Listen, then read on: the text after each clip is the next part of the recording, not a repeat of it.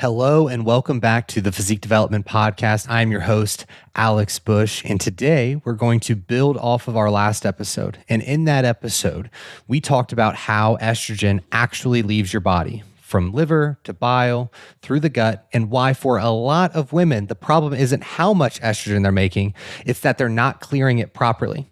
And in today's episode, we're going the next layer. Because even when estrogen is clearing well, you can still feel completely off, still dealing with the mood swings, the poor sleep, the anxiety, the cycles that feel like they're working against you. And when you look at labs and your doctor is reviewing them with you, everything comes back normal. That's where this conversation starts, because normal on paper and optimal in the body are not the same thing. And the reason most labs look fine while symptoms continue to persist comes down to one thing, is that we're looking at hormones in isolation instead of looking at the relationship between them.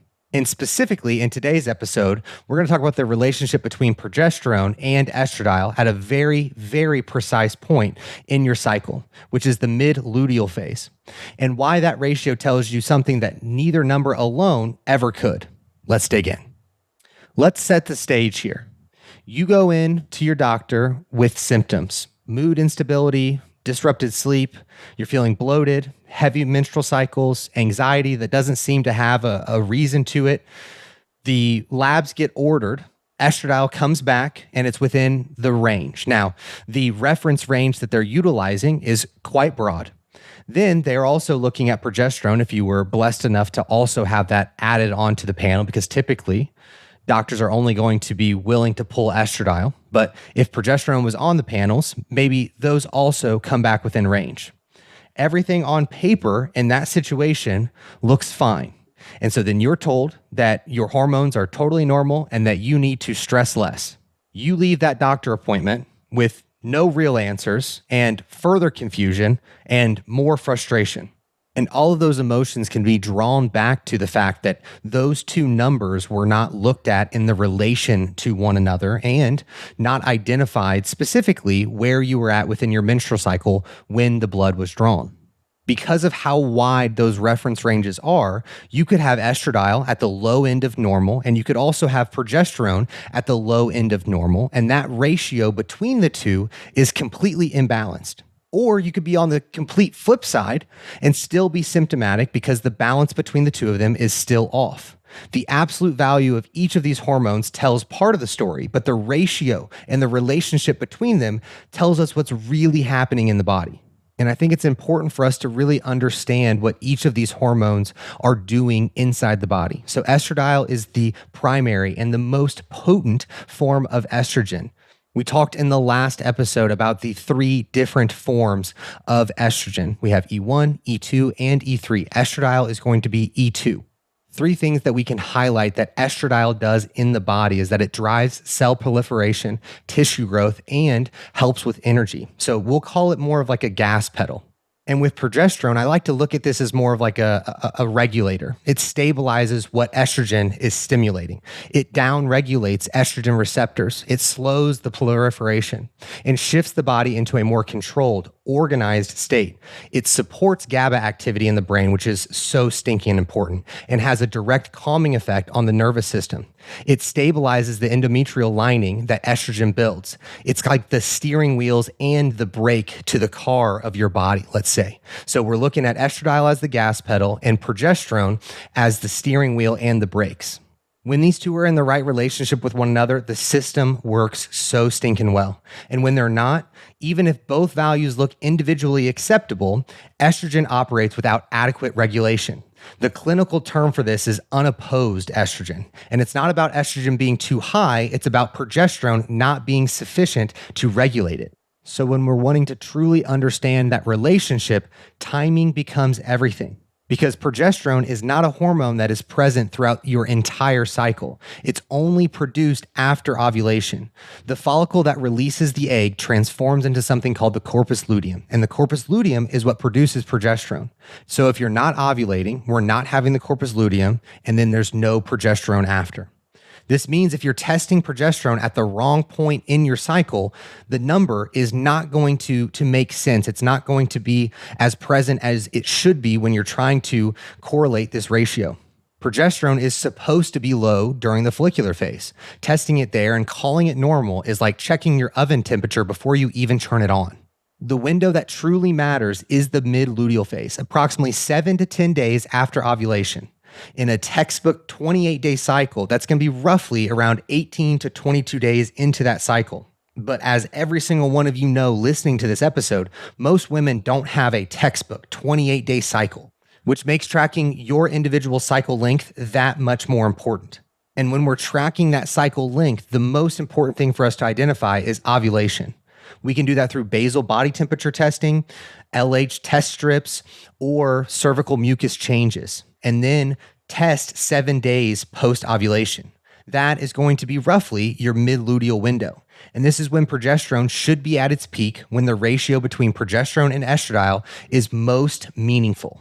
Low reps is best. High reps is best. Fruit is so It's good. terrible for you. You should lift heavy. High reps, Carbs low are weight. needed. Keto Squats for are life. bad for your Squats are knees. great You for your should knees. squat Knees over astragraphs. toes. It's fine. It fits my macros. Is for idiots. When there are so many mixed messages going around, it's hard to know what you should even do or focus on. But that's exactly where physique development one-on-one coaching comes in. You might have heard of online coaching or even hired a coach before, but we believe in teaching you the why behind what we do while truly taking your life into consideration. We want to train, educate, and empower you to reach your goals and help you to stop spinning your wheels and just finally feel good. And hey, we're here to help you look good too. You need you. Your health is your wealth. So join Physique Development and let us be the last coach you ever need. So I can already hear you guys. All right, Alex, I get it. So what in the world is the ratio that we're trying to get to? This is the framework that we follow for physique development clients. At that mid-luteal window, progesterone should ideally be between 10 and 20, with more of an optimal range between that 15 and 20 marker. Below 10 would be a significant signal to us that either ovulation didn't occur, it was weak, or the corpus luteum isn't producing adequately. And I'll be even further honest with you guys that many of the clients who come to work with us initially during that mid-luteal window may be testing under 5, and some is undetectable. And this is something that we have to really work to correct over time. And estradiol at that mid-luteal typically falls between 150 and 300. I know that's a big window, but it's going to vary from individual to individual. Now that we have those values, we can get into the ratio. It is progesterone to estradiol. And one thing that's very important is that we have to make a unit conversion for progesterone because of how it is measured in comparison to estradiol. So your progesterone number, we're going to want to multiply by 1,000. And so then you take that number and take your value of the progesterone and then make that divided by what is the estradiol. We want the ratio to be above 100. This is the minimum threshold for adequate luteal phase function. A more optimal position would be 200 and into 300. I mean, if you were to be between 200 and 300, you are a freaking rock star. Go you. That is so amazing. What we're often shooting for so many of the clients who come in to work with us is to get over that 100 threshold. A client case that recently comes to mind, she came to us in January of 2025 and her ratio was 9. And over the window of time in now December of 2025, she was able to get it to 99. And her most recent panels now in March of 2026 was 140. And so we've had significant improvements for her and the symptoms have been completely alleviated. She's had a much easier time in losing body fat and her luteal phase is so much more manageable from a symptom standpoint. She's not dealing with the bloating or the lethargic feeling, just feeling so much better. So it's a huge, important ratio for us to really dive into because any ratio below 100, estrogen is effectively unopposed. And if this is the case, we really need to dig into why progesterone is low in the first place. This is the question that truly matters. Because this happening is a signal from the body. Progesterone production depends entirely on ovulation quality. A weak ovulation produces a weak corpus luteum. A weak corpus luteum produces insufficient progesterone. And ovulation quality is directly tied to the environment the body is operating in.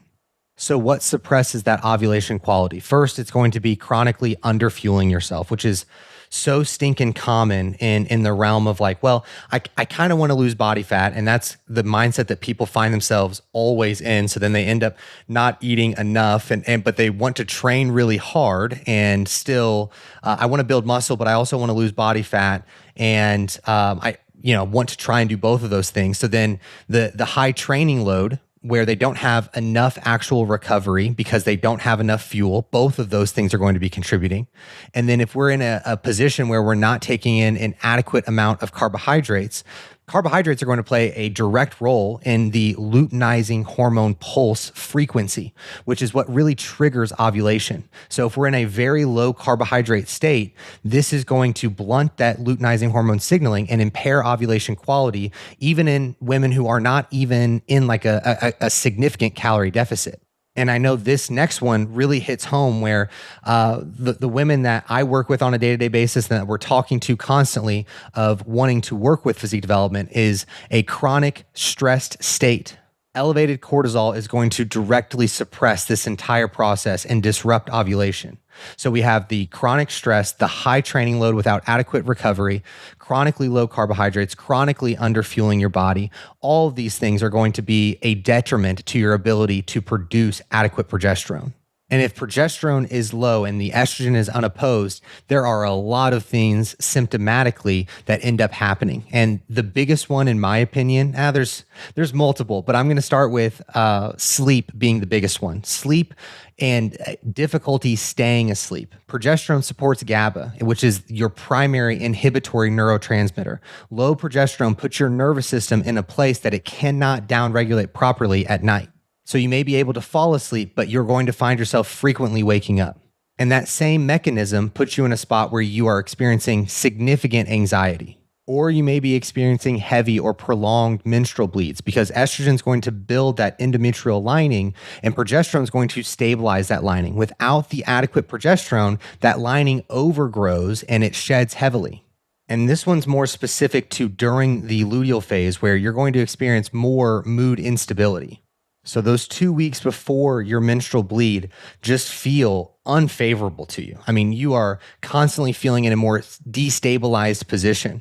You're going to be experiencing bloating and more fluid retention because estrogen is going to promote fluid retention and progesterone is going to have more of a natural diuretic effect. So without that natural diuretic effect, we're going to have more fluid retention. And the thing that really ties all of this together is that these symptoms are often cyclical. They follow the pattern of your cycle because this is what is driving them. And so if you find yourself in a spot where these symptoms are clustering on the second half of your cycle, getting to the bottom of this ratio is the first place I would look. So if this is what you're experiencing, how can we best address this? It's going to start with testing at that right time, getting into that mid-luteal phase, being 7 to 10 days post-ovulation and getting a fasted blood draw and see what that ratio really looks like, not just the individual values. From there, it's going to depend on what that looks like. If progesterone is low and the ratio is off, the focus is going to be restoring quality ovulation. That likely means increasing your calories, getting in an adequate amount of carbohydrates, and supporting the luteinizing hormone being elevated. We need to manage training load and get you into a spot where we're able to recover better from that training and still be able to see proper adaptations. We need to support the nervous system and get out of the chronically high stress state that is suppressing the hormonal function that we're trying to improve upon. And I know that this sounds extremely general because I don't know exactly what your specific situation is. And this is where our one-on-one individualized coaching comes into play so strongly, is that it may be all of these factors that are a problem for you at this moment or causing the issue, or it may just be one of these, and being able to adjust it more specifically for you is the big thing. But in the grand scope, these three factors are going to be the thing that moves the needle the most. Now, on the estrogen side, if that is elevated, which you would be able to identify more through what we talked about in the last episode, we can address this in parallel because we can restore the progesterone production and still have a ratio problem if estrogen is being recirculated and we're having clearance issues. So if you haven't, go back and listen to that other episode because both of these are going to tie in really nicely with one another. I think the most important thing to take from both of these episodes, this episode and the last one, is that we need to work to identify which part of the system is failing and addressing it as the system as it is. It's not just a one-stop shop of a protocol applied to every single person. The process and how things are addressed needs to be very specific to you. And so if this resonates with you and you want to really understand what's actually driving your symptoms, that's exactly what we do inside our one-on-one coaching. You can DM me directly on Instagram at @AlexBush__, or there's a form in the show notes that you can drop your questions in there or get connected with us in the link to apply for the one-on-one coaching down there as well. I appreciate you all listening to this episode, and I look forward to talking to you again next week.